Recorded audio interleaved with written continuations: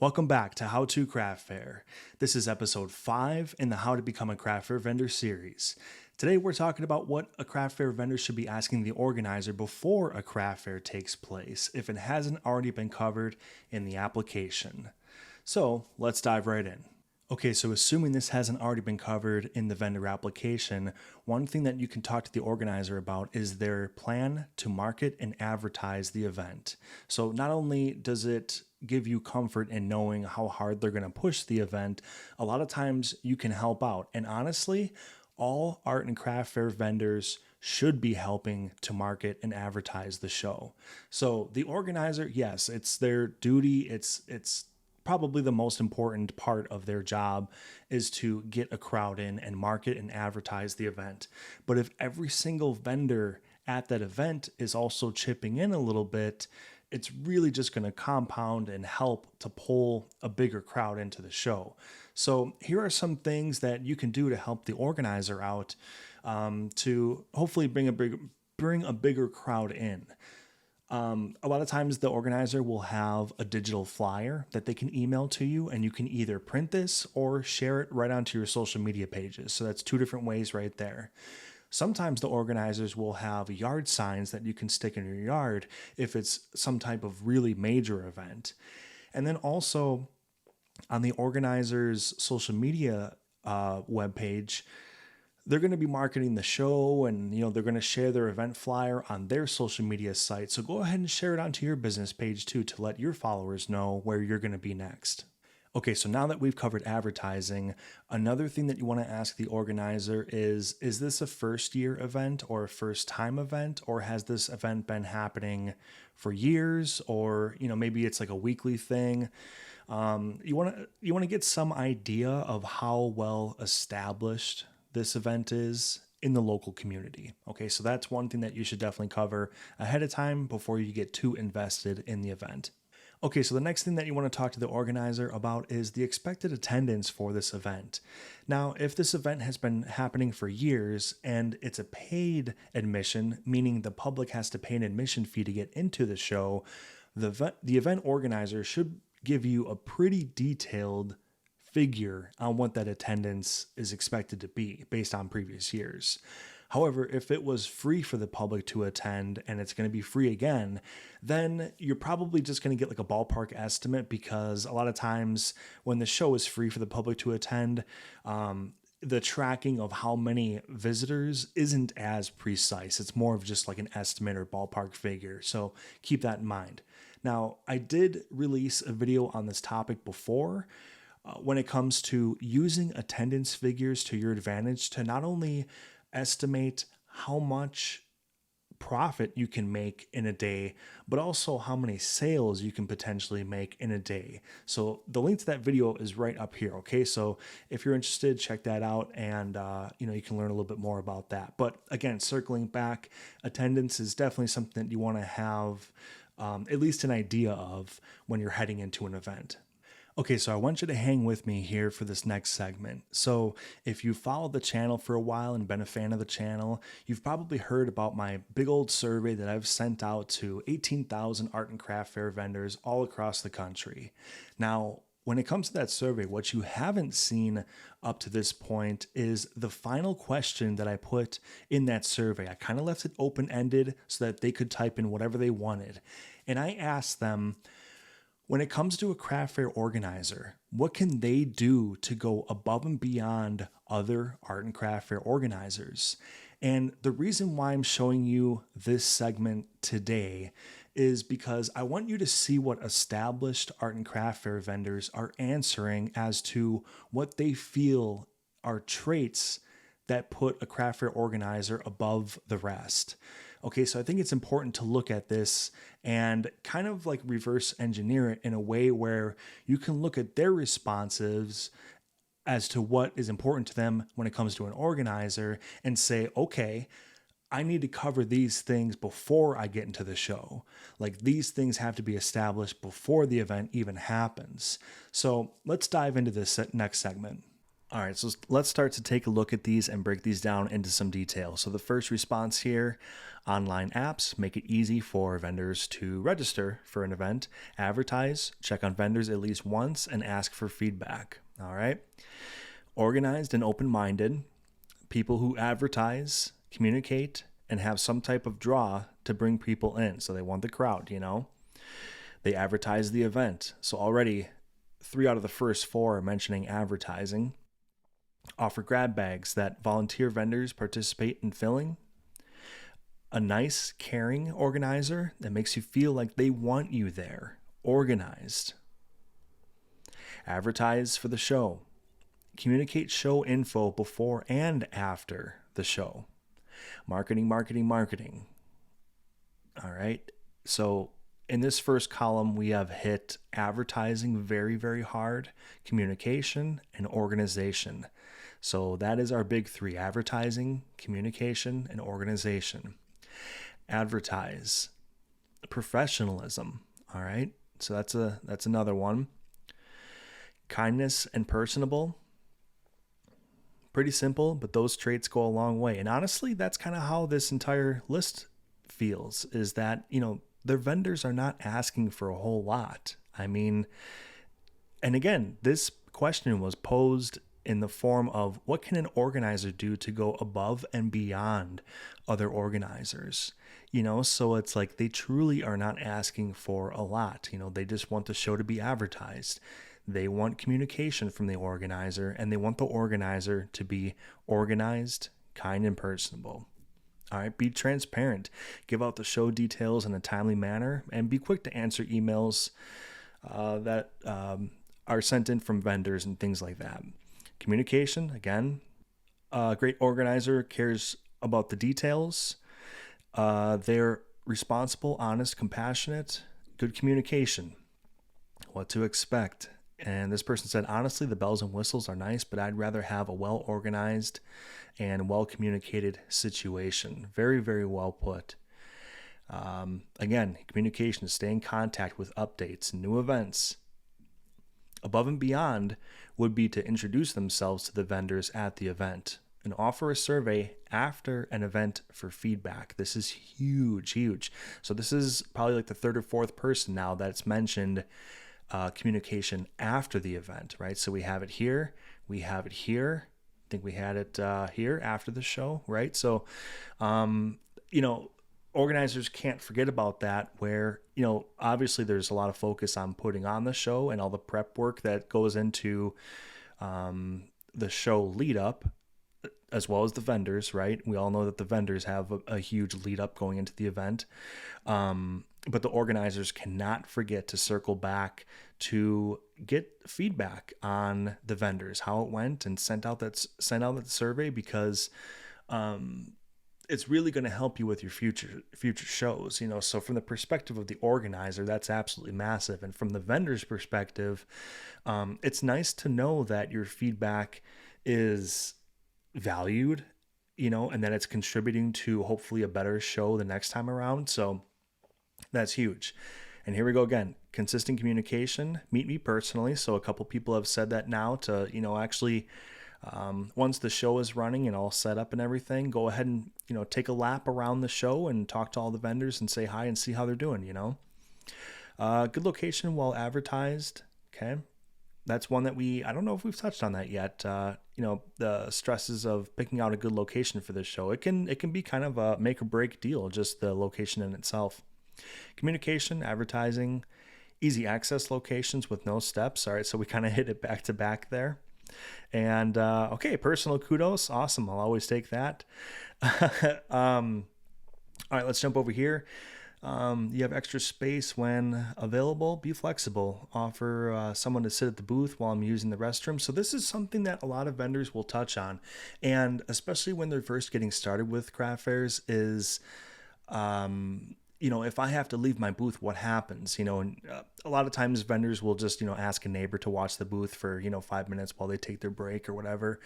But this is kind of, it's a little bit of a source of stress for especially newer vendors when it's like, when this situation happens where if I have to leave my booth for a few minutes, what happens? So very important to vendors. Have somebody checking in with each vendor at the beginning and sometime during the show to see if there are any issues. So again, kind of talking about that, make a lap and talk to all your vendors and say hi and see how they're doing. Don't make rules only to let people break them and then have them back the next year. So I'll tell you this, guys. A lot of vendors might not be aware of this, but a lot of organizers have basically what they'll refer to as like a blacklist or a ban list or whatever you want to call it, right? And it's basically a way for organizers to keep track of people who are problematic at events. And they might not ask them to leave an event while an event is happening, but you can bet your bottom dollar basically that organizers do keep track of people that are problematic so that they don't have them back at the next event or things like that. And word can get around a little bit, in local areas, so if you live in an area where there's, multiple craft fairs from multiple organizers and things like that, like it can, people that are problematic, that can kind of get around, so as a vendor, you got to keep that in the back of your mind. Like, even if you're having, say you're not having like a great, you're not having a great sales day, or just for an example, honestly, like maybe even like the event isn't like well advertised or something like that, like something maybe the organizer did. I'm not telling you that you can't talk to the organizer and tell them how you feel, but do it in a way where you're remaining professional about it and composed and things like that. So, if you do it in person, okay. Or if you decide to do it like an email, like a follow-up email or something like that. But just do it in a way where, you're able to express yourself, no doubt about it, but then you're not doing yourself any harm in the process. So just keep that in mind. All right. So anyways, getting back here, have professional and detailed applications. This is a really, really big deal. I always get a little bit concerned when I see vendor applications that are like extremely basic, overly basic. For one thing, vendors are always trying to protect themselves against getting scammed. And when you see like a very, very detailed application, it just makes you feel a little bit better that, the organizer is trustworthy. They've put a lot of thought into that application and things like that. So a detailed application is almost a must-have these days, with modern, craft fairs and things like that. All right, so another person here mentioned put out some coffee, so this is definitely another characteristic of a organizer going above and beyond is, put out some coffee for the vendors and things like that. Requesting that the show ends like early afternoon, not going until 5 p.m. Now that's really subjective. So some people like, 10-hour craft fairs where it's like all day for 2, 3, 4 days, big weekend event craft fairs. And then some people just want, like a 10 a.m. to 3 p.m. kind of deal, so that's more of a subjective one, a little bit harder to kind of pinpoint that one. And this one is absolutely huge. I don't know if we've hit this one until now, but limit the number of like vendors and products.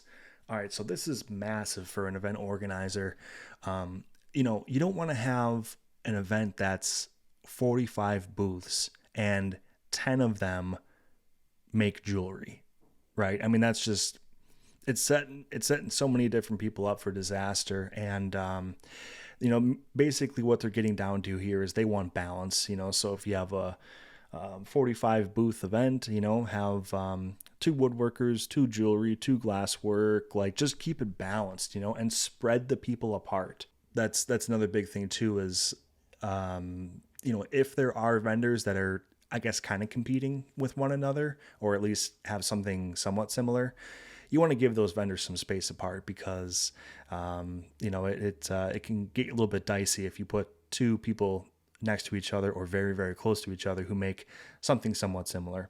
So these are the things that vendors are saying about event organizers as a way of going above and beyond other craft fair organizers. So I want you to look at these things, keep all these things in mind.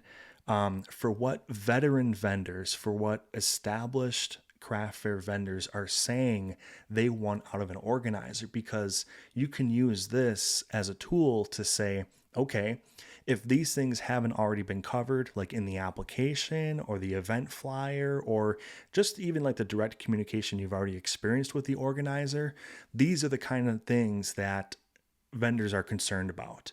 These are the kind of things that matter most to vendors. So again, just keep these things in mind.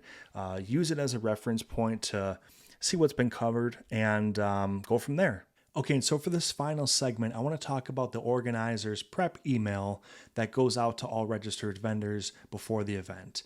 Now, if you're new to art and craft fair vendors or you haven't done one before, a lot of times when you register for a show, about maybe 2 to 4 weeks before the event takes place, the event organizer will send all the vendors who are in the show one big massive email to kind of let them know what to expect during the show. So this is like a prep email or whatever you want to call it, but these are the things that should be in this email. And if they aren't covered by the organizer, either in this email or through direct communication or from the initial vendor application that you received when you signed up for the event, if these things haven't been covered in one of those elements, then you definitely want to have this covered before the show happens. Okay, so let's talk about the setup information. So the location, the dates, and the time that you are allowed to come to the venue to set up and work on your booth. Not only the date, location, and time, but also, are there going to be helpers on hand, especially the day of the event, to assist vendors with loading and unloading and things like that. Some vendors like to take advantage of this. Some vendors don't want or need any help, and that's fine, but at least you can be made aware of the situation. Also, a lot of the organizers will have certain expectations when it comes to when the booth is set up by, when it comes to the time that the event opens up to the public. So say the event opens up to the public at 10 a.m. A lot of the organizers want booths, basically completed by like 9:30, something like that. So that the organizer can walk around the event, take a look, make sure everything looks good, make sure that there's no call, no shows, or vendors missing or anything like that. So get an idea of what the setup expectations are from the organizer themselves. Also, when it comes to expectations from the organizer, think about things like tents and canopies, extra tables, signage. Some organizers will have rules on these things when it comes to how or how you shouldn't set your booth up. Okay, and then also when it comes to the day of the event, when you're actually there, get an idea of where you should park your car during the event, because a lot of times this is separate from where the visitors will be parking, because the organizers want to keep the good parking spots for the visitors, of course. They don't want, 100 cars taking up the first front of the parking lot, and then all the visitors have to walk like a half mile just to get to the show, you know what I mean? So just get an idea of where you should park your car and trailer or anything like that during the event. Okay, and then these days, this is something that's really important to art and craft fair vendors, is the facility features. So let's talk about the Wi-Fi connection. Is there Wi-Fi? What's the Wi-Fi password to get on? A lot of art and craft fair vendors these days are using Square readers and things like that, where you pretty much have to have some sort of Wi-Fi connection in order to have reliable service to do these card transactions. Okay, and then for some other facility features, you want to cover the basics. So where are the restrooms located?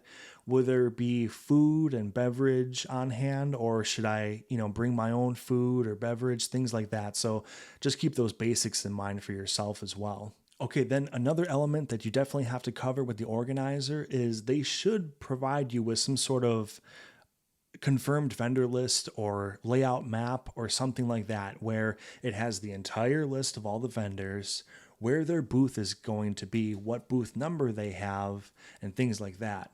So one of the reasons why this is extremely important to know ahead of time is that relative to the map, you want to be able to see where your booth is in the hall. So do you have a corner booth? Do you have a wall booth? Do you have vendors on both sides of you? things like that, because that's going to actually affect how you set your booth up entirely. So think about the way that you would set your booth up if you were in the middle of the row and you had vendors on each side of you. And then think about what your setup would be like if you were on a corner and there was two paths of visitors on, two ends of your booth.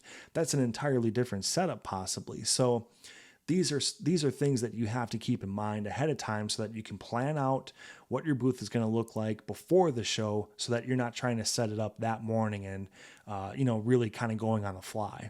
Okay, and then something specifically when it comes to the organizer themselves is you should have an idea on whether or not they're going to be at the event. Hopefully they are. I mean, don't get me started on this because I could go on for days, but every organizer should be at their show.